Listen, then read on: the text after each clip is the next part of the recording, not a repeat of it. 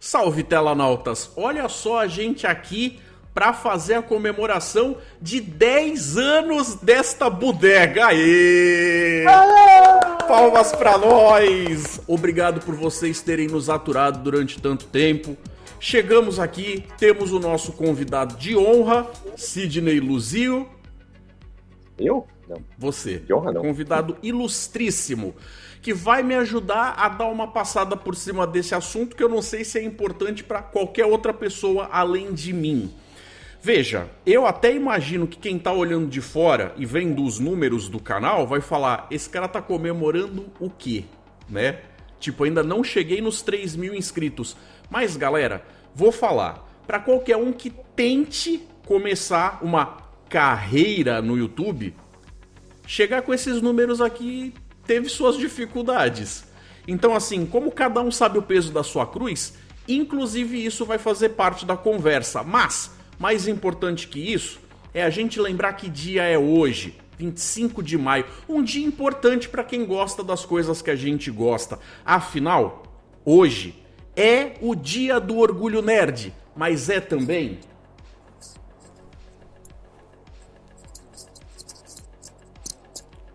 o dia da toalha, ou vice-versa. Há quem diga que comemorar o dia do orgulho nerd é uma coisa que não faz o menor sentido, porque orgulho de ser nerd, onde já se viu, e aquele negócio todo. Isso daí vai fazer parte da nossa discussão. Quero ouvir as opiniões do senhor Sidney.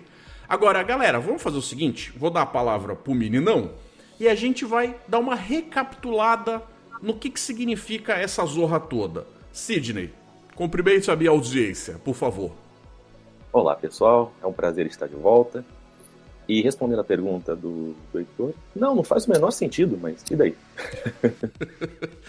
Veja, eu acho assim, é o tipo do negócio que quando a galera coloca isso dentro de uma ideia mais social, e, por exemplo, tem pessoas que levantam a bandeira do orgulho negro, ou do orgulho gay, e eles dizem, aquilo sim é causa que merece que a pessoa tenha orgulho, porque ela sofre perseguição, já teve tantas coisas contra ela, e ser nerd, isso daí, tipo, no máximo sofreu um bullyingzinho na escola, a pessoa tá reclamando de barriga cheia, não tem muito o que fazer.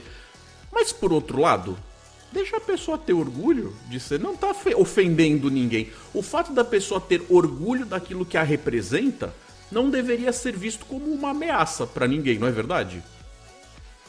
Eu acho que deixa o nerdinho ser nerdinho, né, cara? Não tem problema, né? Até porque, vamos lá, não acho que seja uma questão de escolha, né? Não é aquele negócio de, por exemplo, como eu tava falando sobre o orgulho gay, as pessoas podem chegar pra um gay de forma errada, vamos deixar claro, e falar, você não pode tentar não ser? Tá escrito na Bíblia que não é legal e tal. As pessoas tentam. Então, assim, alguém até pode virar pra você e falar assim, você pode tentar não ser nerd? A pessoa pode até dizer que vai tentar, pode até conseguir. Mas que raio de conquista é essa, entendeu? Porque assim, o primeiro vídeo oficial do canal eu fiz justamente em cima disso, de estabelecer qual é que é a origem do termo e tal, porque eu sabia que todo o resto do planejamento que eu tinha pra montar esse canal aqui ia ser em cima desse conceito. E aí aquele negócio que é tão básico, tão intrínseco do comportamento da pessoa, que independe necessariamente de que livros ela lê, que séries ela assiste, que jogos ela joga. No seu vídeo, né, eu lembro de quando eu assisti, assim, você mostra os vários tipos de nerds que tem, né, e no final, é meio que assim, existe 1000 maneiras de ser, entendeu? Você tem que escolher uma sua ali e eu acho que a coisa vai, como é que eu vou dizer, não sei, cara, assim, você apenas sabe? Você não tem muito que ficar se explicando porque você gosta de um negócio assim ou de um negócio assado e tal. E hoje em dia tem tantos nichos e tantas bolhas de pessoas com o mesmo gosto que você acaba encontrando o seu lugarzinho, né? E também acho que aquele negócio de se alguém chegasse pra mim e falasse assim, Heitor, eu gostaria de ser nerd, você pode funcionar como uma espécie de mentor? Você pode ser o meu sensei da nerdice? O que você indica? E é tão complicado porque, assim, existem algumas coisas que são comuns pra quem é nerd, mas é uma caminhada, é uma jornada muito pessoal. Quando a gente era criança, na década de 80, e assistia os desenhos, as animações, as séries de TV, fossem aqueles tokusatsu japoneses ou qualquer outra coisa, aquilo não era ser nerd, aquilo era ser criança. Tem uma série de coisas que nós assistimos na sessão da tarde, em outras grades de programação das emissoras abertas e tal, que acabaram formando muito do quem a gente veio a se tornar, que não tem como eu cobrar que uma criança de hoje, ou um adolescente de hoje assista aos mesmos filmes, porque ele até pode ver basicamente o mesmo filme, seja no streaming, seja, sei lá, baixado de torrent, não importa. Mas isso não vai afetar ele da mesma forma, porque ele não está fazendo isso como uma experiência coletiva, por exemplo. Ele não vai chegar na escola e vai compartilhar o lance de comentar no dia seguinte com os amiguinhos da classe das coisas que assistiu antes. Aquilo não vai ter uma coisa dele esperar aquele dia da semana com aquele horário específico para ver, com aquela dublagem específica. Como eu disse, é difícil até colocar em palavras, porque isso daí faz parte da nossa trajetória. A dificuldade que é a gente conseguir chegar em alguma coisa que faz parte daquilo que a gente gosta, hoje até é grande para alguns itens, mas já foi muito maior. Então, por exemplo, eu cheguei numa época onde, quando eu queria material novo de Star Trek, eu cheguei a procurar todas as locadoras de Santos para conseguir encontrar umas fitas VHS que eu sabia que existia, que tinham episódios porque não passava em lugar nenhum. Hoje, a galera não vai ter exatamente a mesma dificuldade, porque a gente tem até pela internet, por exemplo, a estante virtual. Ou seja, se a pessoa não sair de casa, ela consegue ir no sebo. Quando você gosta de alguma coisa, a gente começa a procurar sobre, né? Então, você entra no Google, entra no YouTube, você vai começando a pesquisar sobre o assunto e vai se aprofundando, né? Então, desde assistir trechos, a ler sobre o assunto, você começa a ficar mais aficionado sobre a coisa, né? Você estava falando sobre o ser um sensei, né? Então, eu imagino, assim, um certo momento... Eu acho que até um dia eu falei pra você, então, esse negócio aí de Jornada nas Estrelas, né? Como é que é esse negócio e tal? Você abriu esse sorriso, assim... Falou, deixa eu te contar. Eu acho que você passou a noite inteira me contando tudo. Né? Assim, vou te contar um negócio. Você contou toda a saga, basicamente. E eu não entendi quase nada, mas achei interessante. Mas era isso, né? Assim, você precisa ter uma faísca inicial para falar.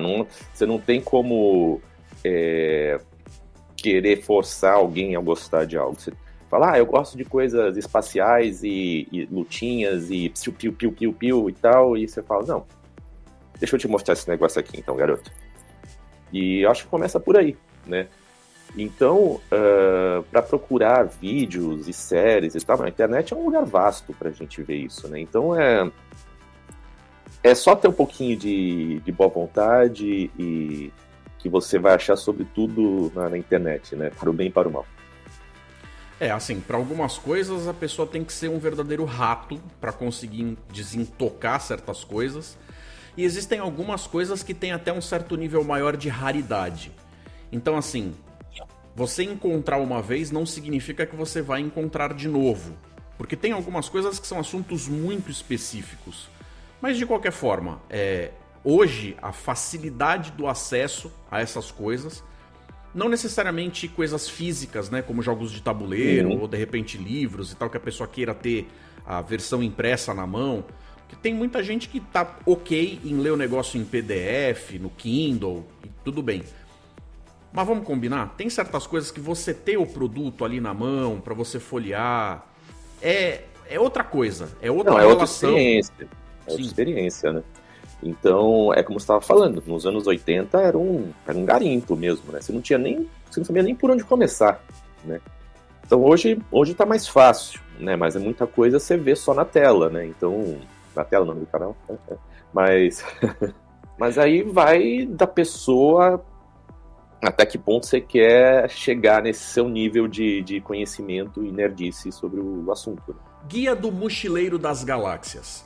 Por que acontece isso? Por causa de um cara chamado Douglas Adams, que começou a história como um programa de rádio na BBC em 1978. Ótima safra, diga-se de passagem. O sucesso do programa levou à publicação do livro em 1979, ou seja, no ano seguinte.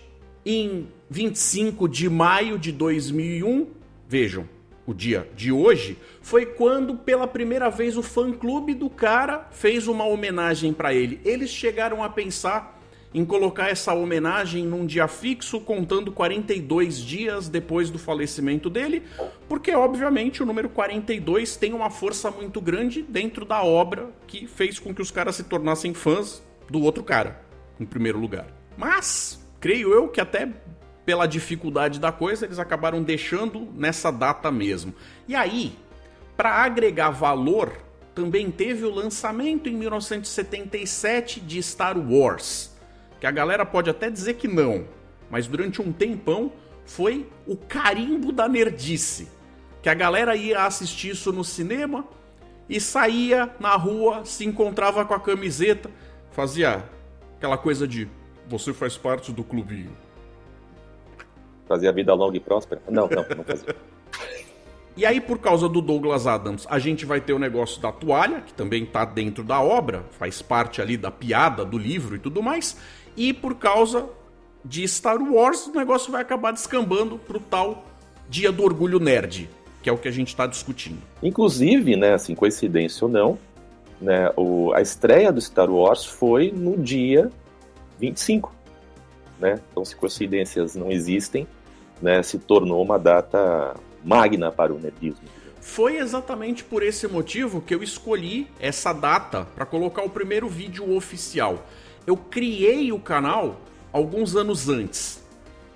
E até cheguei a colocar um outro videozinho lá, que foi meio que tipo para testar a ferramenta, já que eu nunca tinha subido um vídeo pro YouTube. Quer dizer, eu já tinha subido no meu canal pessoal, mas com a intenção de montar um canal mesmo e tal. Então eu comecei a testar certas ferramentas, até porque o próprio YouTube já estava evoluindo, mudando algumas coisas, eu queria sentir. Mas essa data, eu falei, ela vai ter um peso extra por tudo o que ela representa para mim e pro assunto que eu resolvi, que eu escolhi tratar com o canal. Bom, a gente está aqui para comemorar, afinal, os 10 anos desse canal inenarrável, espirituoso e sagaz, desse menininho que nos fala, né?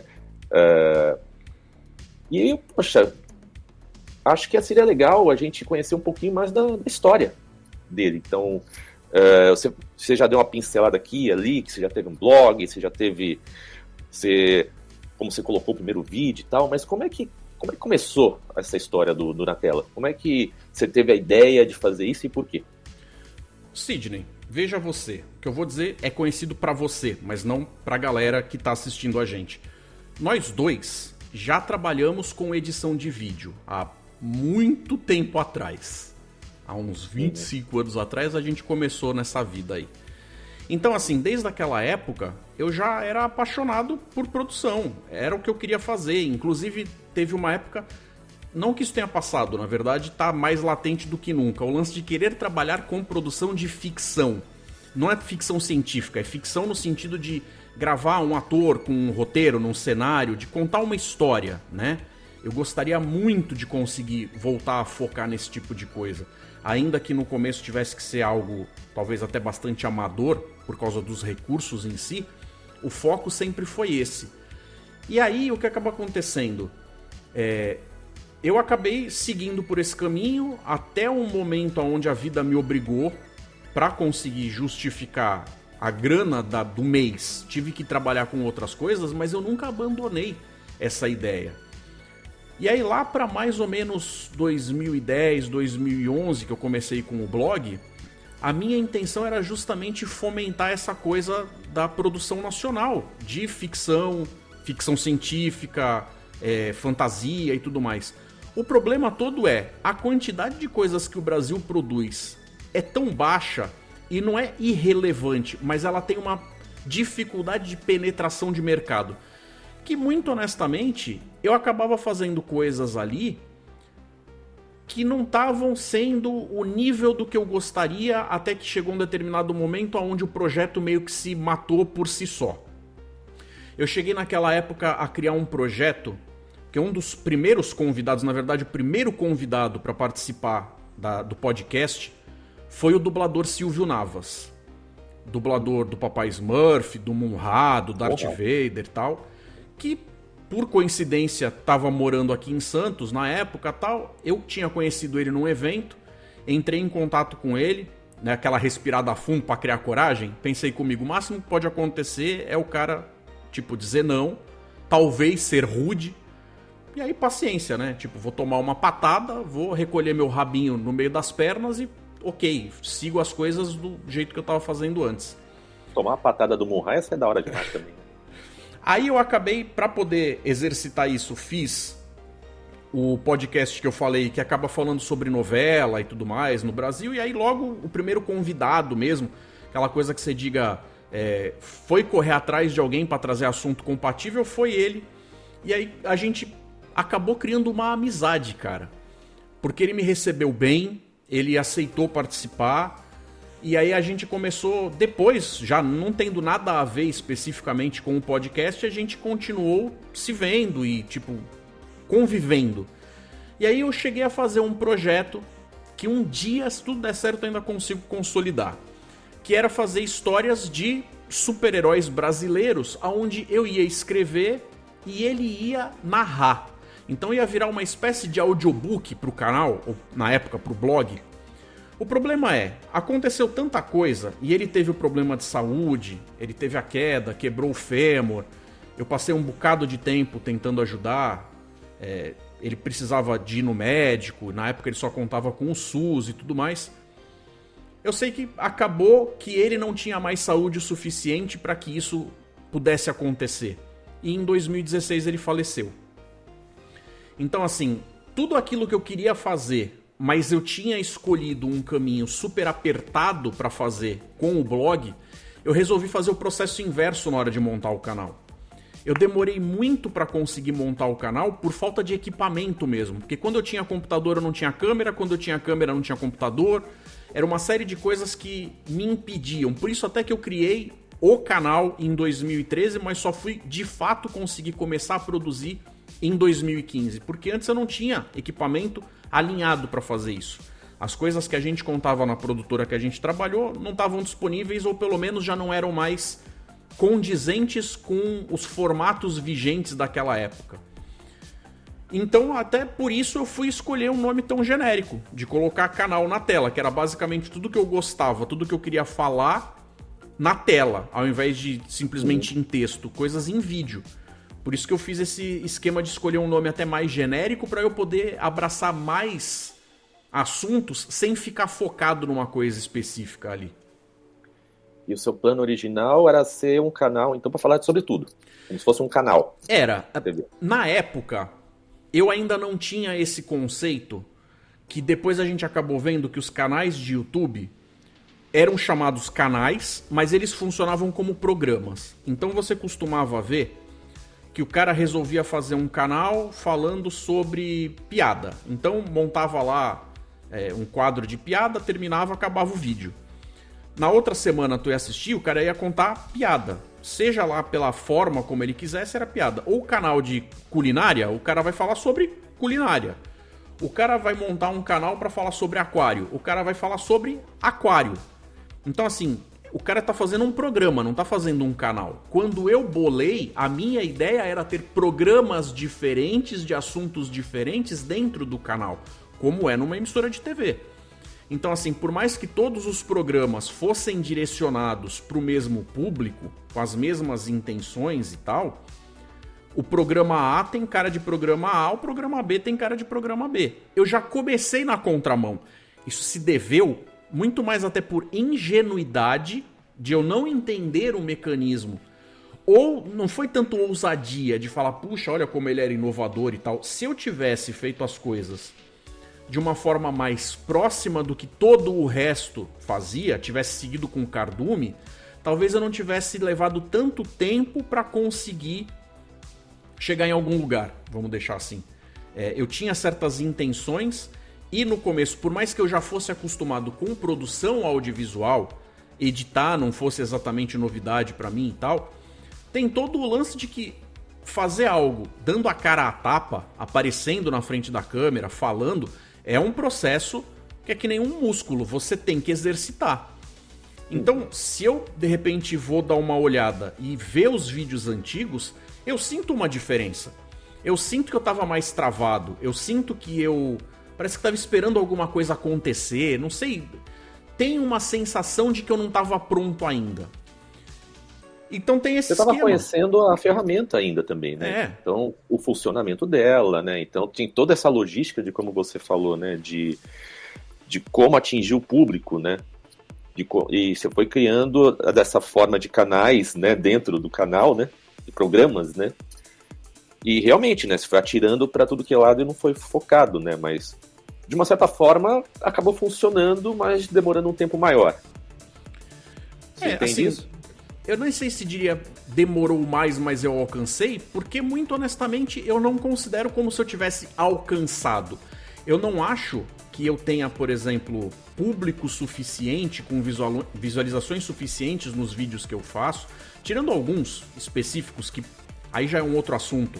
Mas quando a gente sente que o YouTube se dá o trabalho de mandar pra frente do jeito que devia, nesses casos eu vejo que sim, os vídeos têm a chance de ter boas visualizações, com números interessantes. Mas no geral o que acaba acontecendo é que assim, até naquela coisa de testar a fórmula, uma parada que me passava pela cabeça era a seguinte: eu monto um canal para falar sobre séries, filmes, super-heróis, jogos e tudo mais, eu sou automaticamente só mais um. Eu tô no meio de um mar de outras pessoas que fazem a mesma coisa. Então, de certa forma, a minha intenção foi investir em algo que era uma faca de dois gumes, no sentido do seguinte: é o lance do investir em mim, é o lance do tentar fazer com que o espectador, ao assistir, olhasse e falasse assim: poxa, eu gosto da forma como esse cara conduz os assuntos que ele escolhe, eu acho que ele traz assuntos interessantes, eu acho que a forma como ele faz o canal é redondinho, é bonitinho, é bem acabadinho. Então eu tentava caprichar o máximo que eu conseguia na edição. Eu tentava ter um bom áudio para me destacar de outros canais que na época, às vezes até tinham boas intenções, mas você via que a pessoa estava pelejando do ponto de vista técnico em casa. Fosse com o seu cenário, fosse com, às vezes, a sua aparência, às vezes a sua inibição, ou seja lá. Então eu tentava correr por esse lado e acabei gerando algo que hoje, ao ver, eu via que era mais o canal de um nerd do que um canal nerd. Era como se eu usasse muito da minha personalidade para tratar de assuntos que me eram caros, na torcida de que esses assuntos interessassem o público também. E eu não vejo isso como sendo errado.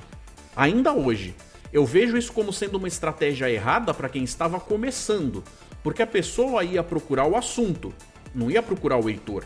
Para você começar a chegar num ponto onde quem te assiste fale: poxa, eu gosto do que esse cara fala porque eu gosto dele falando, você precisa ter um número alto. A gente acaba esbarrando numa coisa que eu sempre digo, que é assim: isso é uma dica para qualquer um que esteja começando com qualquer coisa, tá? Que é o lance de as pessoas à sua volta, sua família, seus amigos, seus vizinhos, o pessoal da igreja, o pessoal do trabalho, eles são o seu primeiro público, mas eles não são o seu público. O que isso significa? Quando você produz um vídeo, as pessoas mais próximas de você são as pessoas óbvias que vão ter a chance de ver esse vídeo primeiro. Então são o seu primeiro público. Porque você vai chegar e falar: olha, amigo, olha, primo, olha, vizinho, olha, colega de trabalho, eu fiz isso aqui, você não quer dar uma olhada? E às vezes, mesmo sem ter aquela vontade, não tá interessada, a pessoa vai, às vezes até por educação, por caridade, vai e olha.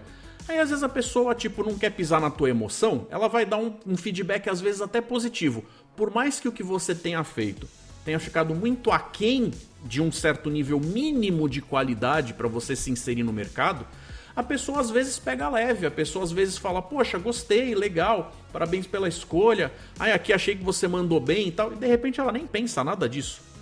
Agora, quando você tá numa ferramenta que nem o YouTube, que te promove para as pessoas em geral, e você começa a ver pessoas que você nunca viu na vida, que elas não ganham nada em te agradar, sendo honestas, em ou apontar alguma coisa que você pisou na bola, seja no nível técnico ou às vezes até intelectual, no teu texto mesmo, na tua linha de raciocínio, uma informação equivocada que você passou, ou de repente até por falar o quanto aquilo que você fez, tanto pela escolha do assunto, pela execução, foi algo que ela achou bacana e ela vem e te elogia, aí sim você fala, eu estou encontrando o meu público.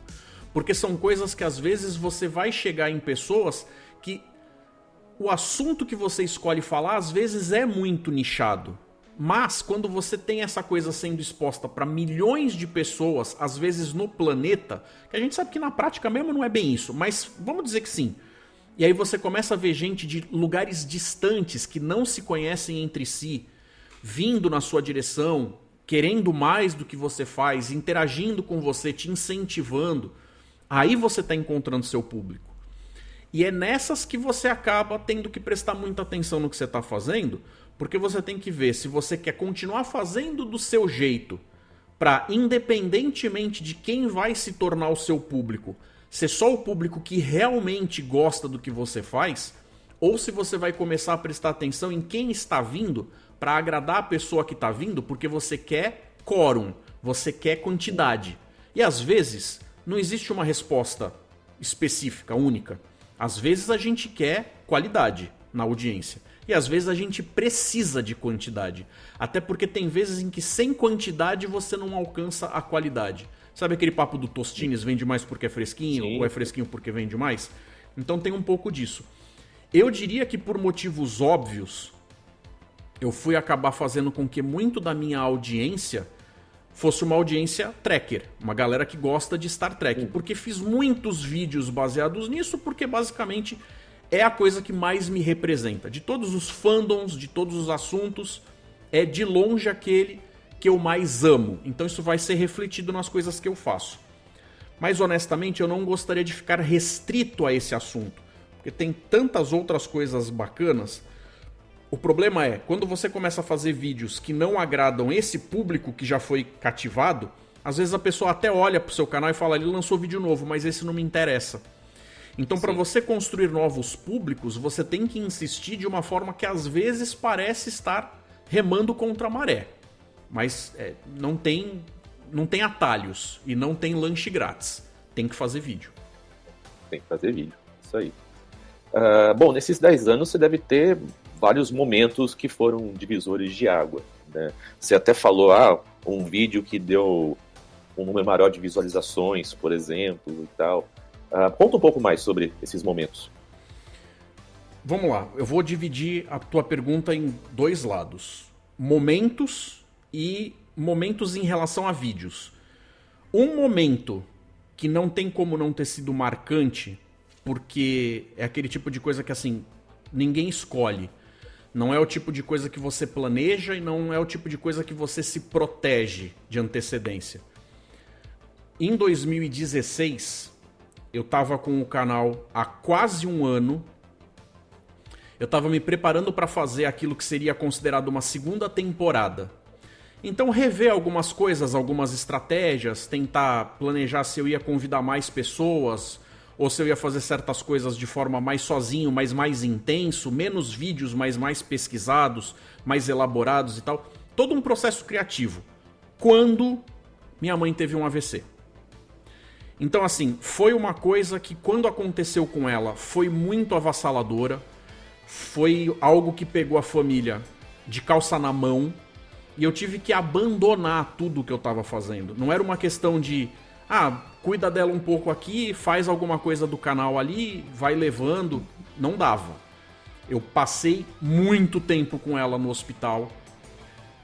Foi uma fase bastante complicada, que acabou fazendo com que todo o trabalho que eu estava tendo, e eu ainda tinha números muito pífios de inscritos e de visualizações nessa época, se tudo aquilo, ainda que pouco, dava um trabalho danado para alcançar... No YouTube tem dessas. Você tem muito trabalho para chegar em algum lugar. Se você para, você simplesmente cai. Você pode até não perder o número de inscritos de uma hora para outra, mas você deixa de ser relevante muito rápido. Você deixa de crescer, você deixa de ser difundido pelo algoritmo muito rápido. E aí, como não era uma questão de escolha, eu não tinha o que fazer. Eu passei muito tempo até que ela começasse a estar numa situação aonde aí sim a gente já podia não estar com ela o tempo todo, quando ela melhorou o suficiente pra gente deixar ela mais tempo sem supervisão direta. E aí nessa época eu olhei e falei assim, isso daí foi mais ou menos lá pra 2017. Eu pensei comigo, o canal já tá abandonado, quisesse eu ou não. E não abandonado como se eu tivesse falado, não vou mais mexer, a minha vida é tão triste, eu sou um coitado, não é isso. Mas o canal já estava sem novidades. Então eu pensei, as próximas coisas que eu vou colocar, eu vou me dar ao luxo, o tempo, vou me reservar o tempo de planejar e fazer uma série de coisas para quando eu tivesse temporadas completas eu começar a colocar e saber que eu ia manter aquelas coisas ali. E aí eu fiz vários planejamentos. Eu criei várias novas playlists que não necessariamente foram incluídas no canal. Foram playlists que foram criadas na cabeça e eu comecei a produzir o material. Comecei a produzir material de RPG, comecei a produzir coisas que tinham a ver com literatura, comecei uma série de ideias.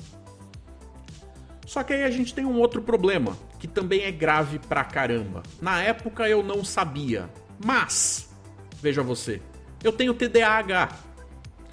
E aí foi uma descoberta, anos depois, inclusive vendo um vídeo do Gaveta, que quando ele trouxe isso, daí realmente eu e a minha esposa, a gente tava olhando aquilo e tudo fez sentido, eu fui descobrir que, pra mim, é muito interessante fazer projetos a longo prazo. Ter o início, a gênese da ideia é maravilhoso. O problema é concluir.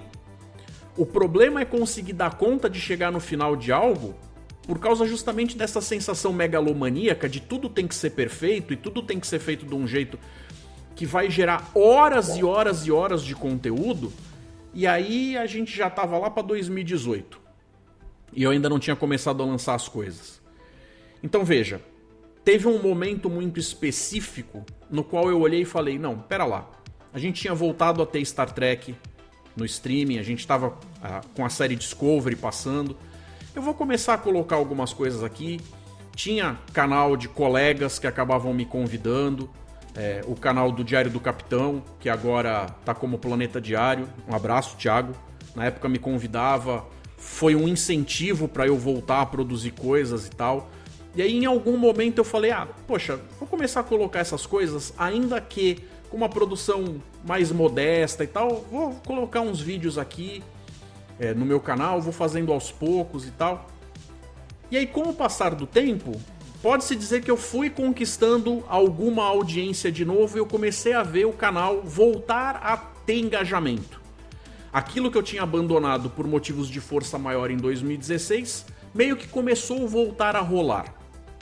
O problema todo é que quando a gente teve em 2020, que o canal tava dando aquela impressão de que ia chegar em algum lugar, a gente teve a pandemia que trouxe outros desafios.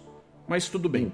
Então assim, desses 10 anos que a gente está comemorando hoje, um tempo desse investimento de trabalho acabou se tornando perdido por motivos que estavam distantes da minha vontade.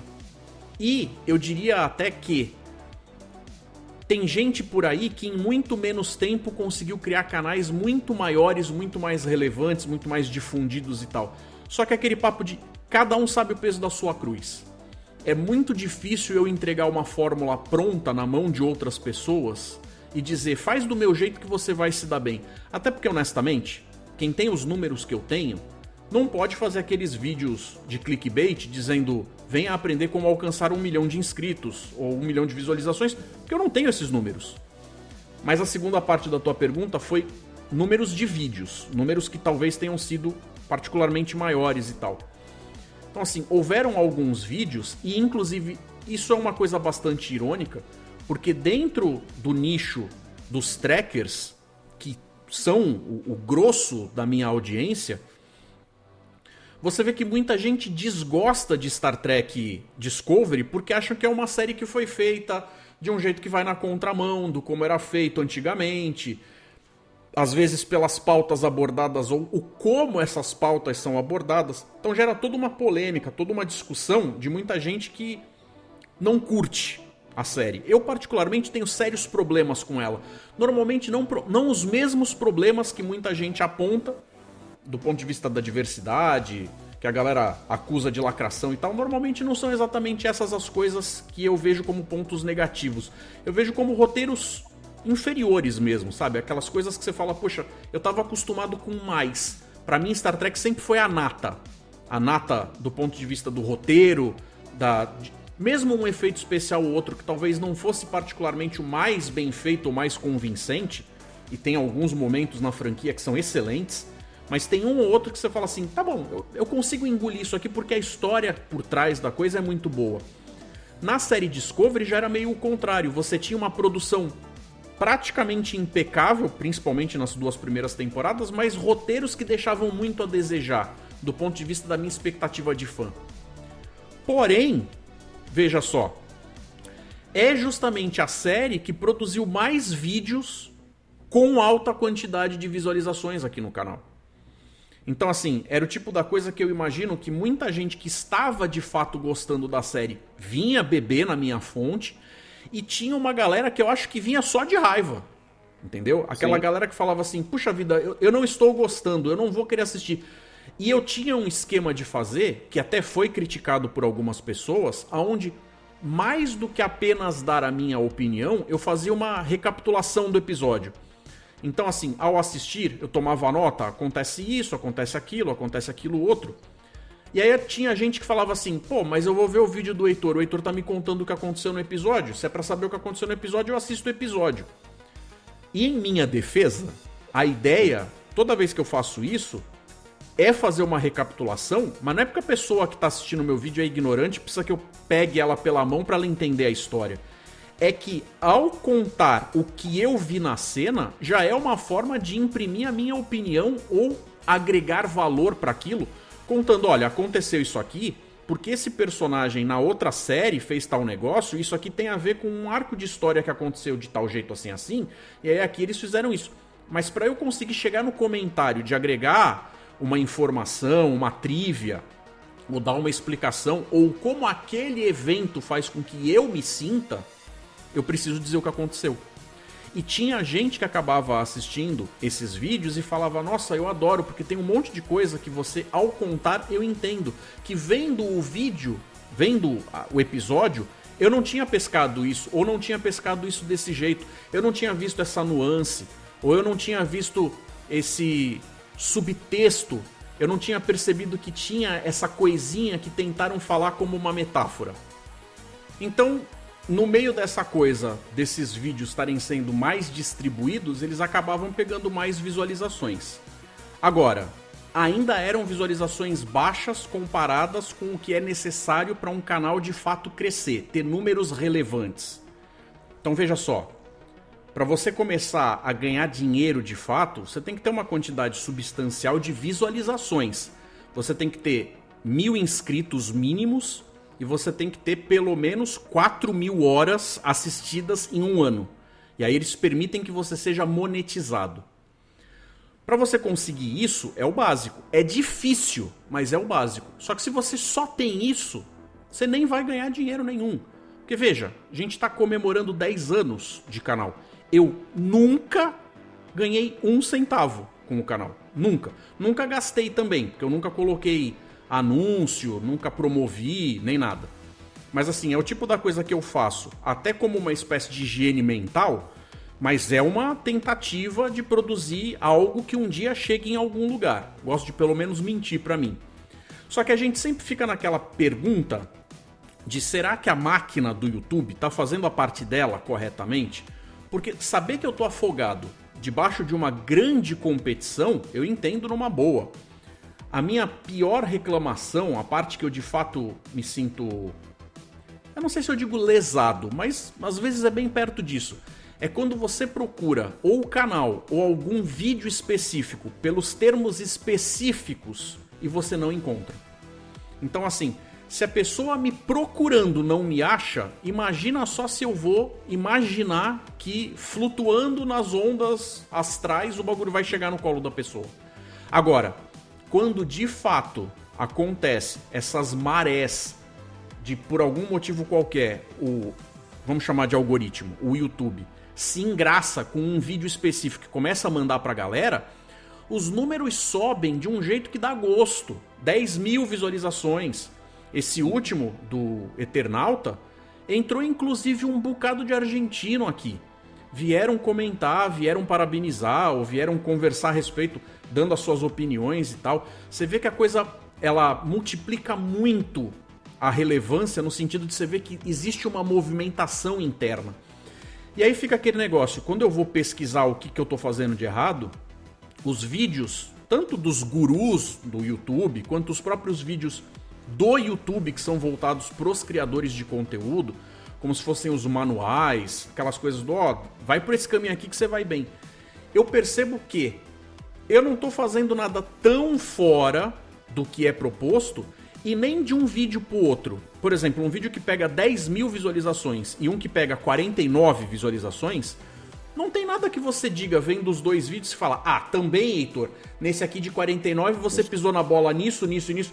Os dois vídeos são sobre dois assuntos diferentes, mas são virtualmente iguais. Eles são absolutamente feitos com a mesma linha de raciocínio.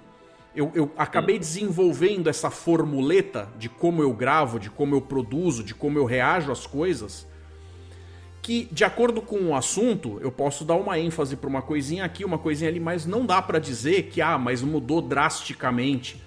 Porque de 49 visualizações para 10 mil visualizações é um número meio alto. Teria que ser algo dramático, de você falar, não, são vídeos completamente diferentes, esse aqui tá completamente furado, e esse aqui é incrível, Heitor, continue assim. E não é o caso. Então, uma coisa que com certeza ajuda, quando sai um filme relevante pro meu nicho, e eu consigo ir no cinema, por exemplo, assisto e venho o mais rápido possível fazer o review, isso ajuda? Ajuda. Mas, olha só como as coisas não estão escritas em pedra, não dá pra achar que tudo é uma constante. Agora com a série Andor, de Star Wars, os caras lançaram 3 episódios por semana. Por mais que eu tente fazer o mais rápido possível de assistir, processar mentalmente, porque simplesmente assistir alguma coisa e ligar a câmera e gravar você falando abobrinha, eu não acho que seja exatamente a pedida. Você tem que processar aquilo, se não do ponto de vista do cara que mais manja do assunto para destrinchar aquilo em termos de referências e coisas vindas de outras mídias paralelas, como o universo expandido, os games e tudo mais, que dependendo da obra do fandom você não tem essa interação toda, é muito difícil você ser fã de um nível profundo de todas as coisas que são apresentadas, de todos os fandoms diferentes. A gente normalmente centra em alguns e a gente vai com eles. Mas pelo menos do ponto de vista artístico, para uma pessoa que nunca nem ouviu falar daquilo, a pessoa conseguir sentar, absorver e entregar aquilo que ela digeriu e tudo mais, é um processo que leva um tempo. Então, por mais que você faça isso o mais rápido possível, às vezes o seu público não conseguiu ter tempo de consumir aquilo.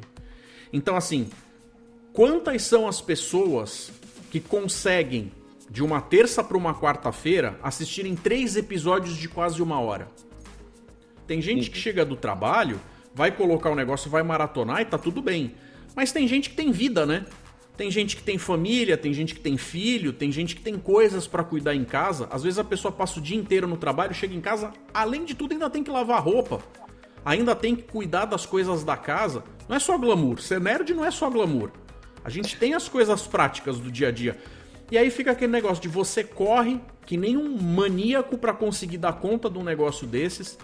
É um trabalho de fazer 3 episódios, que se eu estivesse fazendo um review de um episódio só, o vídeo talvez tivesse mais ou menos a mesma duração, mas eu vou falar de forma muito mais profunda de um episódio só. Porque não adianta eu fazer, se por exemplo, se um episódio eu faço um review de aproximadamente 30 minutos, 3 episódios fazer de 1h30, porra, além de assistir 3 horas de conteúdo, o cara vai me dedicar 1h30 da vida dele, aí eu talvez esteja pedindo muito. Pesado. Eu até acho que às vezes os meus vídeos já são longos. É que uma outra coisa que eu, de uns tempos, de alguns anos pra cá já, inclusive, comecei a tentar agregar, às vezes dá mais certo, às vezes um pouco menos, é o momento dos telanautas. Porque, como eu falei, eu não queria que aqui fosse só mais um canal que compete com o resto de outros canais que fazem isso de forma magistral. Eu não sou um competidor de um Gustavo Cunha. Eu não sou um competidor do Pablo Peixoto, do Quatro Coisas, ainda que eles tenham públicos diferentes. Ou, de repente, do Ei Nerd. Eu não estou nesse patamar. Eu não represento perigo para esses caras. Mas a minha intenção é conseguir entregar pro meu público algo que eles não conseguem. Inclusive pelo fato de eu ser menor. Porque, veja, quando você pega um youtuber qualquer, que tem na casa dos milhões de inscritos, e o cara faz uma live, se você tentar mandar uma mensagem pro cara, que não seja um superchat, que o cara, você tá pagando pra ficar em destaque e o cara vai ler, porque meio que é a moeda de troca. Você paga, ele lê. Você tentar colocar um comentário e você achar que o cara vai sequer notar que você existe, você já viu a velocidade com que as linhas de gente digitando vai subindo na tela? Você não vai nem ser percebido. Então, assim, eu não sei se eu conseguiria manter isso pra sempre, porque eu realmente gostaria de alcançar um patamar maior, com um canal mais relevante em termos de números. Eu preciso deles, inclusive, para poder justificar um lado financeiro, que existe um investimento de tempo e trabalho do meu lado, que só eu sei o trabalho que eu tenho para chegar onde eu cheguei. Eu gostaria que esse trabalho se revertesse em algum retorno. Mas enquanto eu não alcanço um nível onde eu não consigo dar atenção pra galera, o momento dos telanautas é aquele momento onde quantos canais por aí você conhece que as chances são de praticamente 100% de o que você mandar, desde que você não seja um panaca, desde que você não entre numas, de falar coisas ofensivas, ou coisas que evidentemente qualquer um entenderia o porquê que eu arranquei da participação, o que não aconteceu até hoje. Mas as chances são de praticamente 100% da pessoa ter o seu texto lido e respondido. Eu gosto do seu canal por um motivo muito simples. É um dos poucos canais de ficção científica que eu conheço que falam sobre Star Trek e outros canais, outros programas de ficção científica que é mais pessoal, mais próximo ao público e permite essa interação com o Telanautas. Por isso eu gosto muito dele. Valeu, obrigado, tchau. Não é uma coisa gostosa? Tipo, a pessoa vai assistir um episódio de uma série corrente. Aí vamos dizer que estamos no episódio 1. No vídeo do episódio 1, não teve um vídeo anterior para a pessoa deixar a sua mensagem, mas no final desse vídeo, a pessoa vai poder participar dizendo o que ela achou desse episódio, e isso vai ser lido no próximo episódio. Então no episódio 2, eu vou fazer o review do episódio 2, e no final eu vou falar sobre tudo o que a galera comentou do episódio 1. Fosse o que a galera achou, ou teorias que de repente a galera formulou pro próximo episódio, que seria o episódio do dia. O único momento em que eu não consigo mais fazer isso é quando chega o último episódio de fato. Porque a partir do momento que aquele é o último episódio, eu só consigo ler as mensagens que foram trazidas pra mim do episódio anterior.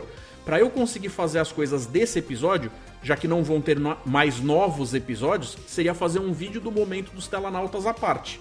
O que eu já tentei. O problema é, a galera até participa relativamente bem quando você tem vídeos correntes com reviews. Quando é um vídeo solto, você vê que a galera não adere. Então, assim, é um trabalho extra que eu não consigo justificar de ter se eu não vou ter audiência suficiente para justificar aquilo. Então fica uma parada de até o penúltimo vídeo eu consigo aceitar que a galera participe para que o que ela mandou apareça no último vídeo. Entende? Então essas são coisas que eu tento trabalhar como diferenciais aqui, e esses vídeos podem ter mais ou menos visualizações de acordo com o grau de empolgação que a galera tá com aquele assunto. Então, por exemplo, se você pega a primeira e segunda temporada de Mandaloriano, de uma época que eu nem tinha uma audiência de Star Wars, fica um negócio de você falar assim, tô construindo uma audiência diferente da que eu já tinha. Mas se de repente a série começa a ter episódios que não agradam tanto, a galera começa a sumir dos vídeos. Porque quando eles perdem interesse no que eles estão assistindo, eles perdem interesse de saber o que outras pessoas pensam a respeito do que eles já sabem que não gostam. Então tem muito disso. Não necessariamente. Eu acho que quando você deu até o exemplo do Discovery. Eu tô falando pela observação do que eu sinto da minha audiência. Eu sei que isso não é uma verdade para todos os canais. É o que eu sinto com a minha audiência. Sim, sim. Mas acho que no caso do Discovery, você teve um pouco disso, né? Das pessoas não estarem gostando da série, às vezes que querem ouvir alguém que também não tá gostando, fala, tá vendo? Eu não tô louco, sabe? Então, às vezes funciona dessa forma também, né? Mas é como você falou, é a sua experiência aí de como você faz o negócio. E uma outra coisa, só pra terminar essa parte do assunto, que eu acho que isso me complica também. Eu não sou uma pessoa extremista. Eu não consigo ir pra nenhum dos dois extremos. Eu não me sinto bem lá.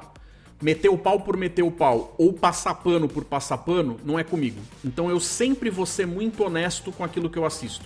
Até porque, vamos e convenhamos, tem uma série de outros canais aí, sei lá, o Omelete. Tem gente que diz que não assiste mais o Omelete porque o Omelete é vendido, eles fazem reviews bons de filmes ruins porque o estúdio tá pagando os caras e tal.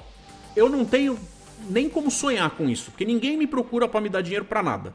Então, como eu não vou ganhar nada em falar bem de algo que eu não gostei, eu sempre vou tentar ser respeitoso com a obra, até porque, veja, os atores de Discovery, eu posso gostar da atuação deles ou não, achar que ficou bom na tela ou não, mas não tem a ver com o fato de eu gostar ou não da série. Então eu vou respeitar os caras enquanto pessoas e enquanto profissionais. Mesmo que eu possa dizer que um determinado episódio foi tosco por causa de algumas escolhas ruins, idiotas que foram feitas, isso não é necessariamente algo que eu vou jogar na conta do ator A ou do ator B. Então, o que acaba acontecendo? Tem outros canais, inclusive menores, né, aqui do Brasil e tal, que são muito focados em Star Trek, porque quando a gente vai ver canais maiores, normalmente Star Trek não é um assunto que acaba se tornando recorrente nos reviews semanais. Então você vai acabar tendo canais menores falando a respeito dessas coisas. Tem alguns que, tipo, tem o negócio de assistir e incondicionalmente vai achar ruim, não importa o quanto naquela semana os caras tenham mandado bem. Tu fala, os caras estão fazendo cagada atrás de cagada, mas vamos ser honestos, dessa vez isso aqui não ficou classe A? Pô, se você for uma pessoa honesta, você vai dizer, ficou. Tem canal que vai dizer que não. Independentemente, os caras só vão meter o pau. E tem canal que é o contrário, não importa o quão retardado, quão tosco tenha sido uma escolha, os caras vão tentar arranjar um jeito fofinho de dizer isso. E comigo não tem dessas. Então eu sempre vou tentar dar o peso que a coisa tem, na minha opinião. E aí eu acabo perdendo aquela galera que chega pra ver o circo pegar fogo. Porque quando você é muito equilibrado, não é muito do público que acaba se interessando pra ver uma coisa comedida. O problema todo é que eu não consigo fazer diferente. Pode ser que uma vez ou outra eu pareça particularmente mais apaixonado pelo que eu tô falando, seja pra atacar ou pra defender, mas aquela é a minha visão mesmo a respeito da coisa. Eu não tô fingindo. Só que como a pessoa não tem como prever, ela nunca vai saber se eu tô indo por um caminho ou outro. O que eu tento fazer, e eu sei que eu nem sempre sou feliz nisso, eu não acho que eu seja uma pessoa que domina a comédia ou o humor. Não sou o cara engraçadão. Mas eu tento trazer alguma leveza pro meu jeito de analisar as coisas, e às vezes é na sutileza que eu coloco uma ironia, uma sátira, uma coisa pra deixar assistir aquele assunto que talvez seja denso, uma coisa mais palatável, mais agradável. Eu percebo que tem gente que consegue reconhecer que isso é feito de um jeito ok, que elogia, que acha bacana, que até coloca isso em palavras, eu notei que o Heitor fez isso, isso e isso, tal. Mas tem gente que às vezes não nota, ou de repente pode achar que, ele tenta ser engraçado, mas não é. O ponto todo é, eu não estava fazendo humor. A intenção não era necessariamente levar a pessoa ao riso. É só fazer assistir aquele assunto se tornar algo no mínimo agradável, como se fosse um assunto leve de amigos, entendeu? Eu tenho muito essa coisa de tentar fazer os vídeos com o papo do amigo virtual. Que talvez seja, em alguns casos, meio via de mão única, porque a pessoa tá me ouvindo, que ela tá assistindo o vídeo, ela tá me ouvindo. Mas eu não necessariamente tô ouvindo ela. Mas sabe aquele papo de às vezes você contar que você vai colocar alguém falando do assunto que você gosta e aquele tempo que você está empregando seria o tempo que você estaria com uma pessoa do outro lado da mesa, tomando uma cerveja e conversando sobre aquilo? Eu queria que a pessoa se sentisse assim enquanto ela assiste um vídeo meu. Acho que às vezes eu consigo mais, às vezes menos, mas não o suficiente para justificar a diferença de 49 visualizações, às vezes menos, e 10 mil visualizações em outros vídeos, entendeu? Então assim, são os vídeos com 10 mil visualizações ou perto disso que me fazem ter aquela esperança de que um dia o canal chegue em algum lugar? Não vou mentir. Mas eu também sei que não é todo mundo que vai chegar em algum lugar real no YouTube, porque é uma competição desleal pra caramba, é muita gente, e enquanto aquilo que eu vejo como sendo o meu diferencial não for visto como diferencial pela audiência, não vai adiantar nada. Mas eu vou tentando fazer essas pequenas modulações de mudanças de estratégia, sempre na esperança de que isso renda alguma coisa, pro bem do canal. Vamos ver. É uma fórmula, né? É uma fórmula que sempre está em andamento, tanto sua quanto do próprio YouTube, né? Eles sempre estão mudando o jeito, as métricas, então isso também muitas vezes pega o criador de conteúdo de calça curta, né? Então, mas é uma luta bonita que você está fazendo. Então, assim, eu, como fã do canal, desejo mais 10 anos aí que sejam mais fáceis, né? E que você tenha mais visualizações e que em breve você esteja aí nos píncaros da glória, como diria. Sidney, obrigado. Veja, nos últimos 28 dias entrou praticamente 200 inscritos. Número esse que eu nunca tinha visto tão alto antes. Se a coisa continua assim, o canal de fato tem a chance de conseguir engrenar. Eu gostaria muito de ter as pessoas participando. Veja, a gente gosta de receber elogio, óbvio, todo mundo gosta. Como eu falei, o artista, se é que eu posso me considerar um, é movido pelo aplauso.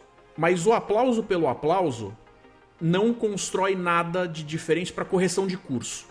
Então uma coisa que eu peço sempre pra galera fazer é o tipo, vem e faça comentários do que você acha que o canal deixa a desejar. Em que eu tô pecando? Eu vou analisar aquilo e assim, tem coisas que as pessoas às vezes criticam que, sendo honesto, você vê que a pessoa tá dando a opinião dela de algo que talvez ela não é meu público. Ela tá tentando falar alguma coisa ali, mas você vê, não, desculpa, não tenho, isso daí eu não vou mudar. O que você tá falando é algo muito intrínseco das minhas características pessoais, ou é algo inalcançável pra mim, ou é algo inalcançável agora. Então às vezes tem coisas que eu sou obrigado a filtrar. Mas, tanto dicas quanto às vezes puxões de orelha, que venham a ser coisas que eu posso olhar e falar, de fato, contra fatos não há argumentos, o que essa pessoa falou eu tenho que levar em consideração, isso ajuda a dar uma corrigida em certas coisas que podem fazer o canal se tornar uma coisa que seja vista como com qualidade por outras pessoas. E só o fato do engajamento, da pessoa entrar e participar, que hoje em dia a gente tem que entender muito isso, né? Tem muita gente produzindo conteúdo que quem tá em casa gosta, acompanha, a pessoa de fato espera, aguarda, às vezes ansiosamente por um vídeo novo do fulano ou da ciclana, e você fala, poxa, mas a pessoa em casa, eu não acho nem justo ficar cobrando que as pessoas me sustentem. Até um dos motivos pelos quais, mesmo já tendo sido liberado pelo YouTube para poder deixar o clube de membros ativado e tudo mais, ainda que o canal seja muito pequeno e as chances de alguém querer entrar sejam baixas, eu só gostaria de ativar uma coisa dessas se eu de fato tivesse uma boa contrapartida para oferecer.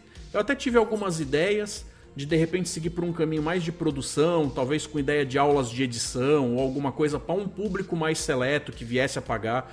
E aí seria uma espécie de valor simbólico que a pessoa paga para ter aulas, entendeu? Ter acesso ao material didático e tal. Porque, modéstia à parte, eu acho que o canal, pelo menos do ponto de vista técnico, funciona redondinho. Não acho que seja algo que vai competir com uma Gaveta Filmes, mas de qualquer forma, acho que nesse sentido eu me defendo. Mas se não for para entregar algo palpável para a pessoa, eu não gosto da ideia de ficar cobrando ou mendigando coisas. Agora, um jeito que a pessoa tem de ajudar, que não custa nada para ela, é deixando o like, é fazendo um comentário, quanto mais longo e pertinente, melhor, que faça com que as pessoas se motivem a transformar o campo dos comentários em uma espécie de chat, que a galera às vezes esquece, mas o YouTube também é uma rede social. Às vezes a galera fala, o YouTube é onde eu vejo vídeo. Mas a partir do momento que você vê um vídeo e você comenta sobre as coisas que você assistiu ali, e eu comento e você responde, e eu respondo a sua resposta, vira uma rede social também. Então assim, existem formas das pessoas participarem, que ela tá investindo um tempinho, que pra ela às vezes não custa nada. Mas pra mim, é a diferença entre conseguir fazer o meu canal se tornar lucrativo e me manter produzindo as coisas que ela gosta de assistir ou não. É isso que eu gostaria de deixar registrado aqui. Participa, galera. Que o tio Heitor dá aquele joinha. Se inscreve. Dá aquele hype. Se inscreve. É isso aí. muito obrigado. Eu achei que esse dia era importante demais para passar em branco. Sua ajuda foi inestimável para conseguir fazer todos esses assuntos rolarem. Tenho certeza que tem muito mais pano pra manga pra gente se enveredar por outros caminhos aí que daria pra ir fácil. Então assim, ao contrário dos primeiros vídeos do canal, onde eu escolhia um assunto que era muito importante pra mim e eu cruzava os dedos de que fosse importante pra pessoa de casa, eu espero que todos os assuntos aqui tenham sido bacanas pra quem assistiu, apesar deles serem tão pessoais assim. Com certeza, e no mínimo divertido de estar aqui, de participar e conta comigo. Valeu, meu querido. Pra você que tá em casa, olha aí, como sempre, vou deixar 2 sugestões de vídeo pra vocês seguirem acompanhando o meu conteúdo. Mas aquilo tudo que o tio Heitor pediu pra aumentar o engajamento e fazer com que o meu canal cresça, que eu preciso. Forte abraço, galera. Até mais.